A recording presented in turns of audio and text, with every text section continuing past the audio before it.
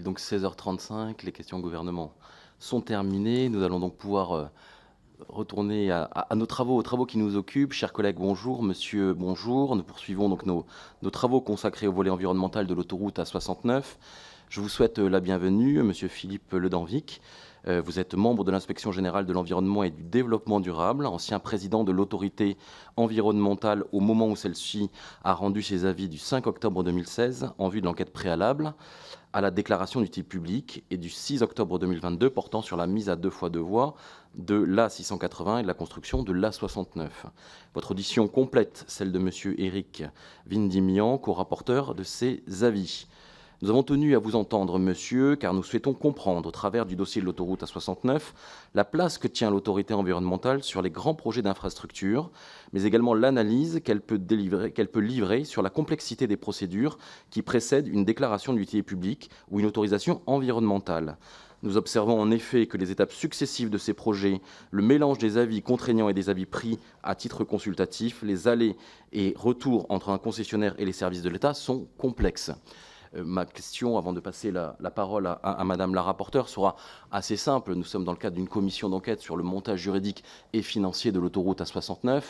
Nous avons besoin d'expertiser la régularité des procédures et du droit en pareille matière. Donc ma question sera relativement simple. En ce qui me concerne, c'est de savoir si, selon vous, vous avez pu rendre votre avis de manière parfaitement éclairée, en respectant l'ensemble des procédures. Nous avons intérêt à connaître cela dans le cadre de cette commission d'enquête, notamment. Je vous remercie.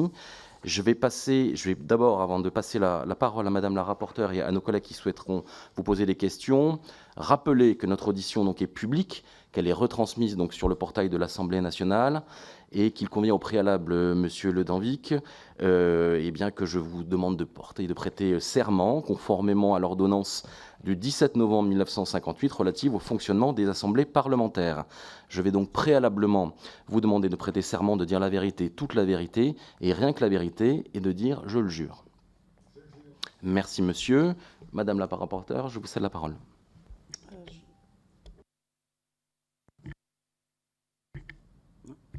Je vous remercie, Monsieur le Président. Je remercie Monsieur Ledanvic pour sa présence devant notre commission d'enquête. Je tiens également à vous remercier de nous avoir adressé les réponses au questionnaire par avance. Avant votre audition, je les ai communiquées à l'ensemble de mes collègues de la commission, puisque je souhaite que le déroulement de cette commission soit exemplaire en termes de transparence. Et donc, toutes les réponses aux questions que je vous ai adressées sont d'ores et déjà travaillées, dans la mesure où vous avez pris la peine de nous répondre très longuement et de façon extrêmement approfondie sur les questions qui ont été posées. Alors, l'un des objectifs que je souhaite donner au futur rapport de notre commission d'enquête est d'apporter de la clarté dans un dossier marqué par l'opacité. Or, en démocratie, il est important que nos concitoyens saisissent bien le processus comme le contenu des décisions publiques, quelle que soit la complexité en droit, afin de rendre effective l'application de l'article 7 de la Charte de l'environnement de 2004, toute personne ayant le droit de participer aux décisions publiques ayant une incidence sur l'environnement. Par ailleurs, j'anticipe par une telle déclaration nos futures auditions sur le coût de péage de l'A69 et sur son montage financier, puisque nous avons organisé les auditions autour de 3 volets, le volet environnemental, le volet économico-social et le volet financier, par rapport à l'analyse des annexes qui ont été communiquées dans le cadre de cette commission d'enquête. S'agissant du volet environnemental, il subsiste plusieurs zones d'ombre que nous levons graduellement au fil de nos auditions, et nous constatons bien que cette autoroute ne sera sans doute pas aussi exemplaire ou pas exemplaire du tout, on le verra, comme l'affirme l'État et la société concessionnaire. Ce dossier est marqué également par la complexité du droit. Disons pour simplifier qu'un juriste s'y retrouve et constate qu'il comprend 3 grandes étapes: la DUP, la mise en concession et enfin l'autorisation environnementale. Chacun de ces actes est précédé par une multitude d'avis que les protagonistes avancent en fonction de leurs intérêts, et seuls les juristes comprennent la succession des événements qui concernent cette autoroute, ce qui est très dangereux en démocratie, comme je viens de vous le dire. Il convient en effet que nos concitoyens comprennent bien comment sont prises les décisions et pourquoi elles sont prises et à l'issue de quel process elles le sont. Alors, vous étiez président de l'autorité environnementale lorsque celle-ci a délivré ses avis préalables à la DUP et à l'autorisation environnementale. Votre audition aura donc valeur de témoignage sur ce qui s'est passé pendant cette période, mais je souhaite également, telle était la teneur d'ailleurs d'une partie de mes questions et d'ailleurs de vos réponses, et je vous en remercie, qu'elles nous permettent, en dialoguant entre nous, de réfléchir à la pertinence de nos procédures d'instruction des projets d'infrastructure, à l'heure où l'impératif climatique nous impose de modifier notre conception de l'action publique. Donc j'arrête ici, puisqu'après nous allons passer à l'ensemble des questions.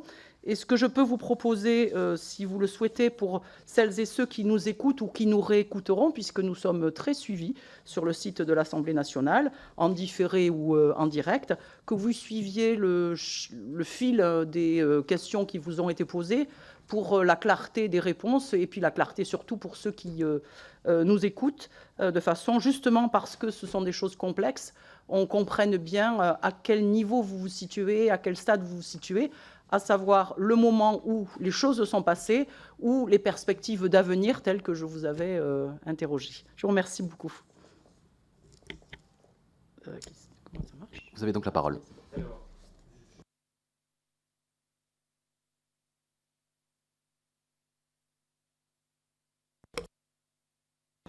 Vous branchez votre micro, s'il vous plaît. Oui, excusez-moi. Juste pour que les choses soient claires dans mon esprit. Donc, moi, j'ai juste préparé un petit propos introductif. Et après, je n'avais pas nécessairement prévu de passer en revue toutes les questions, mais c'est comme vous estimez. Le propos introductif complétera en fait les questions, en donnant un peu de hauteur, un peu de recul. Donc, si ça vous dérange pas, j'aimerais effectivement pouvoir faire ça. Et après, naturellement, on pourra rentrer dans le détail des questions vraiment à votre convenance. Donc, ce propos introductif, il porte sur l'évaluation environnementale en général, des projets routiers et autoroutiers en particulier. Il n'est pas spécifique à l'E69, mais il la concerne en grande partie. Je m'exprimerai donc pendant cette audition en tant qu'ancien président de l'autorité environnementale. Je prends la peine de cette précision puisque j'ai décidé de quitter ces fonctions effectivement fin octobre 2022, mais surtout parce que je tiens naturellement à signaler que tout ce que je dirais s'appuie essentiellement sur les travaux de l'autorité environnementale, sauf lorsque nous évoquerons, le cas échéant, un rapport récent que j'ai effectivement co-rapporté pour le compte de l'IGEDD. Et donc là, en l'occurrence, c'est en tant que rapporteur de ce rapport que j'aurai l'occasion de m'exprimer. La première idée générale qui me semble importante de rappeler à cette commission, c'est que la transposition au droit français des directives relatives à l'évaluation environnementale a toujours été un sujet complexe. Des directives originellement de 85 et 2001, respectivement pour les projets et les plans-programmes, n'ont commencé à être transposées de façon très imparfaite qu'au milieu des années 2000 pour la première et 2012 pour la seconde. Les lois Grenelle ont permis de transposer plus correctement la directive projet en 2009, mais il faudra attendre 2016 pour une première transposition minimale de la directive plan-programme. Toutefois, de nombreuses dispositions législatives et réglementaires adoptées depuis 2018 constituent des régressions, principalement concernant les décisions au cas par cas. La France est actuellement sous le coup d'un avis motivé pour la directive projet depuis 2 ans pour défaut d'objectivité de l'autorité chargée du cas par cas. En outre, les concessions ne sont pas soumises à évaluation environnementale, alors que selon l'AE, elles devraient l'être. Un cadre général, un contexte général, il faut savoir qu'en France, la logique de l'évaluation environnementale est pour l'instant très difficile à intégrer le corpus législatif et réglementaire. Il y a eu beaucoup de progrès, il a fallu 10 ans, 20 ans effectivement, beaucoup de contentieux aussi, mais on est toujours dans une situation où la situation n'est pas encore totalement réglée. Quelle est la cause principale de ces difficultés ? J'ai souvent été interrogé sur cette question et j'ai souvent répondu que la cause principale, c'était une tradition culturelle française de décision verticale, quelle que soit l'autorité concernée. Quelle que soit l'autorité concernée. Donc en France, on décide d'abord et après, je veux dire, s'il y a des éléments complémentaires qui viennent avec des évaluations, ces éléments-là sont très difficiles à intégrer. Les apports de la démocratie environnementale à la décision publique sont le plus souvent niés et les évaluations ex ante et ex post sont perçues le plus souvent comme superfétatoires et présentées même assez souvent comme des pertes de temps. La jurisprudence a conduit à une meilleure prise en compte de l'évaluation environnementale qui reste encore trop souvent perçue comme une étape inutile et un risque juridique, alors que dans les autres pays européens, elle est exploitée comme une aide à la décision. Compte tenu de ce contexte culturel, elle a dû trouver sa place dans un édifice juridique national complexe qui mériterait une mise en cohérence au regard d'une jurisprudence désormais de plus en plus éparpillée. Je vais évoquer, parmi les 3 aspects que vous avez évoqués tout à l'heure, je n'évoquerai pas la question de la mise en concession sur laquelle on n'est pas compétent en tant qu'autorité environnementale. Par contre, on va parler de l'utilité publique et de l'autorisation environnementale.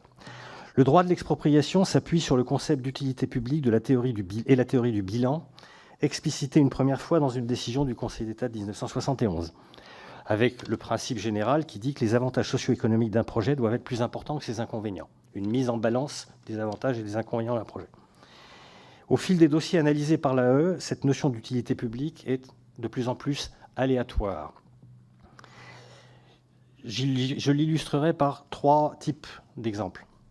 Certains projets ont été reconnus d'utilité publique au cours des années 2010, alors que le Conseil d'État en avait jugé différemment à la fin des années 90, alors que pourtant les inconvénients ont été renforcés au regard du climat et de la biodiversité.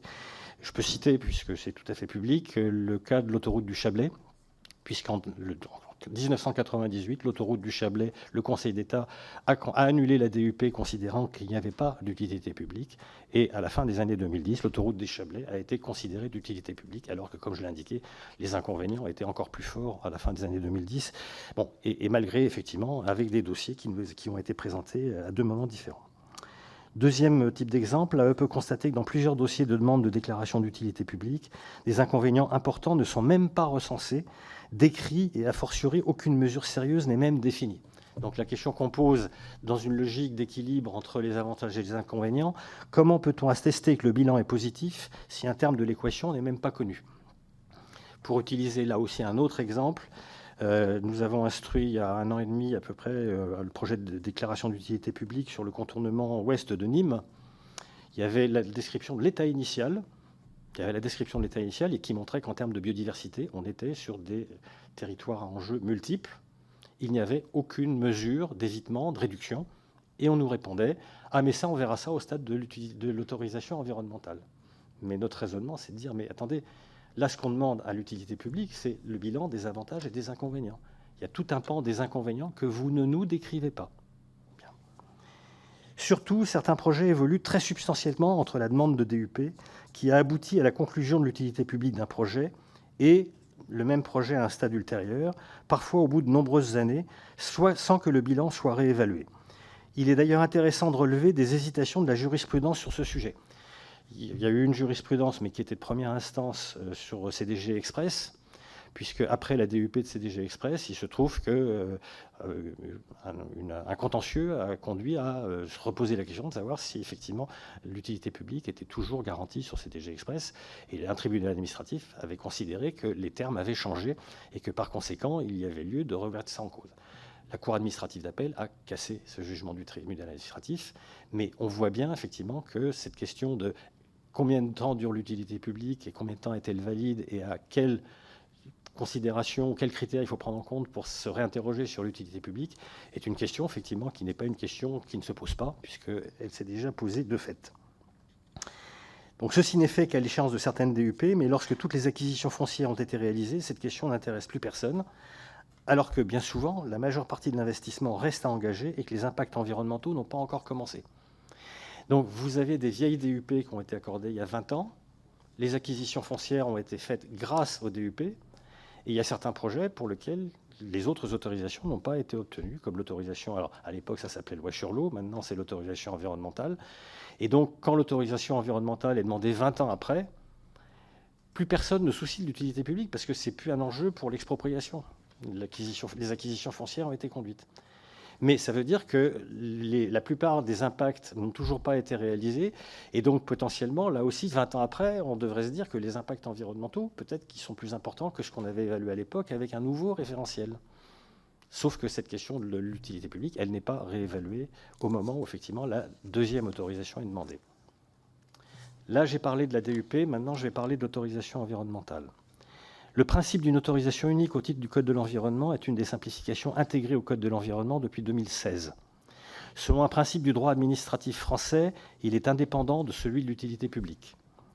Comme vos questions le soulignent, le problème de plus en plus aigu est celui de l'articulation entre ces deux droits. L'évaluation environnementale a justement vocation à faire le lien entre les deux. Là aussi, je ferai 2 petits commentaires. De tout temps, les maîtres d'ouvrage routiers ont considéré que le droit de l'environnement est subsidiaire du droit de l'expropriation. On assiste régulièrement à des tentatives de passage en force sur des DUP sans réelle prise en compte des enjeux environnementaux. Le plus commun et le plus fréquent, c'est la biodiversité. Et un discours selon lequel, lorsque la DUP a été obtenue, le projet ne pourrait pas être mis en cause pour des motifs environnementaux, ce qui serait pourtant contraire au principe d'indépendance des législations. Deuxième commentaire, l'évaluation environnementale est l'outil qui permet de faire le lien entre l'environnement et les autres droits et les autres autorisations. Celle des plans-programmes devrait permettre d'aborder les effets et incidences environnementales à une échelle globale, notamment pour les enjeux globaux. Celle des projets ne devant alors être qu'une déclinaison plus précise, projet par projet. En réalité, l'évaluation environnementale des plans-programmes est souvent de mauvaise qualité. Là, je vais vous dire 80-90% des dossiers sont mauvais, d'évaluation environnementale, les plans-programmes sont mauvais, ce qui n'est pas le cas des projets. Mais sur les plans-programmes, on n'a pas, dans toutes les conférences de presse annuelles qu'on a fait, on n'a pas constaté d'amélioration significative de l'évaluation environnementale des plans-programmes. Et celle des projets ne devant alors être qu'une déclinaison plus précise, projet par projet. Si on a une bonne évaluation de plan-programme global d'un ensemble de projets, après, effectivement, on sait qu'un projet, il s'inscrit dans un programme global, et donc on s'attend à ce que l'évaluation du projet, je dirais, soit une déclinaison principalement de l'évaluation environnementale du plan-programme. Alors en fait, ça se passe quasiment jamais comme ça en France. En réalité, l'évaluation environnementale des plans-programmes est souvent de mauvaise qualité. Les concessions ne figurent pas dans la liste des plans-programmes soumis à évaluation environnementale. En conséquence, il est constant dans les évaluations environnementales des projets routiers et autoroutiers que les émissions de gaz à effet de serre soient traitées comme un non-sujet. Ce sujet n'étant alors jamais traité puisqu'il ne l'a pas été non plus à l'échelle des plans-programmes. Alors, j'introduis juste une nuance et une évolution depuis 2 ou 3 ans. Désormais, depuis 2 ou 3 ans, on voit de plus en plus de projets routiers qui, au moins, font une évaluation des émissions de gaz à effet de serre de la phase travaux et qui essayent de voir comment réduire les émissions de gaz à effet de serre de la phase travaux. Ça aboutit toujours à un bilan de quelques dizaines de milliers de tonnes de CO2, enfin milliers de tonnes, oui, ou de dizaines de milliers de tonnes. Donc, on voit qu'il y a eu des mesures de réduction qui ont été envisagées, mais par contre, derrière, il n'y a jamais de compensation. Et puis, surtout, on ne parle que de la phase travaux. Donc, toute la phase exploitation, donc en fait, tout ce qui est lié au trafic, ça ne figure jamais. Je n'ai jamais vu un dossier routier sérieux aborder cette question des émissions de gaz à effet de serre liées au trafic, liées aux infrastructures routières. Et je pourrais donner des exemples particuliers assez caricaturaux sur le sujet, mais si on a le temps, parce que, voilà, je vais aller à l'essentiel. Il y a un deuxième point important sur l'autorisation environnementale, c'est qu'elle doit respecter des conditions spécifiques. Je vous en citerai 2 qui sont les 2 plus importantes, puisque, à mon avis, elles ont des conséquences légales et juridiques. Je vous citerai simplement un extrait de la loi biodiversité de 2016. Les mesures de compensation des atteintes à la biodiversité visent un objectif d'absence de perte nette, voire de gain de biodiversité. Elles doivent se traduire par une obligation de résultat et être effectives pendant toute la durée des atteintes. Elles ne peuvent pas se substituer aux mesures d'évitement et de réduction. Si les atteintes liées au projet ne peuvent être ni évitées, ni réduites, ni compensées de façon satisfaisante, celui-ci n'est pas autorisé en l'état. Bon, ça, c'est un premier article de loi. Et pour ce qui concerne les espèces protégées, je pense que vous avez déjà parlé, vous en avez déjà effectivement longuement discuté. Il faut qu'une atteinte aux espèces protégées ou à des habitats d'espèces protégées justifie de raisons impératives d'intérêt public majeur et d'absence d'autres solutions satisfaisantes. Je précise, mais ça je l'avais précisé dans la réponse au questionnaire, les raisons impératives d'intérêt public majeur sont d'une nature qui sont radicalement différentes, effectivement, par rapport à l'utilité publique. Comme je l'indiquais tout à l'heure, l'utilité publique, c'est un bilan, c'est une balance entre les avantages et les inconvénients. Les raisons impératives d'intérêt public majeur, elles doivent être soit des raisons positives, c'est-à-dire il faut qu'elles soient d'intérêt public majeur, donc démontrer en quoi le public y gagne. Il faut que ce soit des raisons impératives, c'est-à-dire la raison pour laquelle il faut vraiment que le projet se fasse pour que le public puisse en profiter. Voilà, c'est important parce qu'il n'y a pas d'idée de bilan dans les raisons impératives d'intérêt public majeur. Donc ça veut dire que, du coup, c'est vraiment un concept qui dirait il faut qu'il y ait des raisons suffisamment positives pour pouvoir justifier de porter à telles atteintes à des espèces protégées. Et j'insiste sur cette distinction parce qu'elle me semble importante sur la plupart des dossiers espèces protégées qu'on voit, notamment sur les projets routiers et notamment sur la 69. Mais en clair, ça, c'est un point, effectivement, qui est spécifique au droit de l'environnement, à l'autorisation environnementale. Dans plusieurs dossiers de demande d'autorisation environnementale vus par l'AE, ces conditions ne sont pas respectées et les autorisations ont pourtant été accordées. Donc, ma conclusion en termes de, avant de venir à quelques propositions, enfin pas propositions, mais quelques idées par rapport et qui reprennent certaines des questions. Tout ceci donne l'impression d'une érosion de l'état de droit au détriment de la protection de l'environnement. L'enjeu me semble au moins aussi important pour la démocratie que pour l'environnement. Comment mieux prendre en compte l'évaluation environnementale? L'AE a coutume de s'adresser à 3 clients, et il y en a même un 4e par défaut. Son client premier, toujours, c'est le maître d'ouvrage. Notre objectif, c'est de faire en sorte que le projet sorte et soit le meilleur possible. J'ai été co-rapporteur du récent rapport de l'IGEDD sur ce qu'on appelle la phase amont. Ce rapport considère comme souhaitable de pouvoir questionner l'AE plus tôt sur un document moins complet que l'étude d'impact finale, mais permettant encore au maître d'ouvrage d'apporter des modifications substantielles à son projet. Je note que les lois énergie renouvelable et industrie verte décalent l'avis tout à la fin de la procédure. Comment un maître d'ouvrage de bonne foi pourra-t-il prendre en compte sérieusement les recommandations de l'autorité environnementale, y compris si elles présentent un risque juridique pour son projet? Deuxième client, que j'appelle son client démocratique, le public. Alors que les avis d'autorité environnementale sont très largement reconnus et appréciés par les garants de débat ou de concertation, les commissaires enquêteurs et le public, le principe retenu par la loi énergie renouvelable de pouvoir initier l'enquête publique sans disposer de cet avis intégrateur de toutes les questions environnementales est contraire à l'objectif démocratique qu'il remplit pourtant à ce jour. Troisième client, que je qualifierais le client in fine, l'autorité décisionnelle. Comme je l'ai indiqué en réponse à votre questionnaire, c'est finalement pour ce client que la situation française est la plus décalée par rapport à la plupart des autres pays européens. Dans de nombreux cas en France, les autorités décisionnelles ne tiennent aucun compte des recommandations de l'autorité environnementale, ce qui est cohérent avec la pratique de décision verticale, y compris lorsqu'elles peuvent être contraires au texte en vigueur. C'est le même principe qui a fondé le principe de dérogation accordé au préfet, dont je note néanmoins qu'il semble avoir utilisé avec parcimonie. C'est pour cette raison que je suis favorable à l'idée d'un avis conforme sur le minimum. C'est-à-dire, vous m'avez posé la question, qu'est-ce que je pense d'un avis conforme? Je pense qu'il ne faut pas aller sur un avis conforme strict, parce que ça changerait le rôle de l'autorité environnementale. Ça ne serait plus un expert consultatif, ça serait vraiment, je dirais, quelqu'un qui est lié à la décision, et ça, effectivement, je pense que ça ne serait pas une bonne idée, comme selon les règles ou les indications que vous a données Éric Vindimian. Mais je pense qu'un avis conforme, au moins sur le minimum, me serait essentiel. Pour moi, qu'est-ce que c'est le minimum? C'est la qualité du dossier pour que le public ne soit pas abusé par un dossier incomplet, voire malhonnête, et le traitement des enjeux importants. Ce ne peut pas être un avis conforme sur toutes les recommandations, mais au moins, ça doit pouvoir permettre de statuer sur l'utilité publique, comme je l'ai indiqué. Enfin, je veux dire, si on a un dossier qui ne contient pas les éléments qui permettent de faire le bilan, comment on peut statuer sur l'utilité publique alors qu'il manque l'essentiel? Ou sur des obligations environnementales fortes, que ce soit sur la biodiversité ou sur la préservation de la santé publique. Il faudrait que, sur ces points-là, le dossier comporte des éléments de fond minimaux. Donc c'est ma réponse à votre question sur l'avis conforme et les limites, effectivement, de la notion d'avis conforme. Et enfin, le dernier client, et ce sera la fin de mon intervention, nous avons un client par défaut, théoriquement, la juridiction administrative, puisqu'effectivement, un certain nombre de contentieux s'appuient sur les arguments de nos avis pour, je dirais, contester certaines décisions. Par expérience, la jurisprudence prend en compte les évolutions législatives et réglementaires avec un certain délai, et c'est souvent plusieurs années. Alors qu'il y a un écart significatif entre les principes des directives européennes et le droit français, il existe encore peu de jurisprudence depuis les textes de 2016 globalement conformes aux directives. La question des raisons impératives d'intérêt public majeur, elle, par contre, est fréquemment traitée par le Conseil d'État depuis 4 ans. Donc nous sommes restés extrêmement attentifs depuis 4 ans à tout ce qu'a dit le Conseil d'État sur qu'est-ce que c'est que des raisons impératives d'intérêt public majeur, et sachant qu'il y a en particulier, il y a eu des actes où il y a eu des carrières, enfin il y a eu un certain nombre de projets dont l'autorisation a été annulée parce qu'effectivement, ils ne remplissaient pas cette condition. Pourtant, comme indiqué plus haut, les concepts d'utilité publique et de raison impérative d'intérêt public majeur sont interprétés de façon très variable par les juridictions de première et même parfois de second niveau. Une mise en cohérence me semble nécessaire dans des brefs délais au risque d'une perte de crédibilité de certaines juridictions et de soupçons d'interprétation plus politiques que socio-économiques ou environnementales.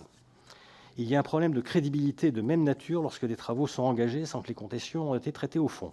Dans l'inconscient collectif, que penser de la latitude d'une juridiction quand des investissements ont été largement engagés et des dégâts irréversibles ont déjà été causés à l'environnement? Je suis à votre disposition pour répondre à vos réactions ou questions complémentaires. Merci monsieur, merci pour votre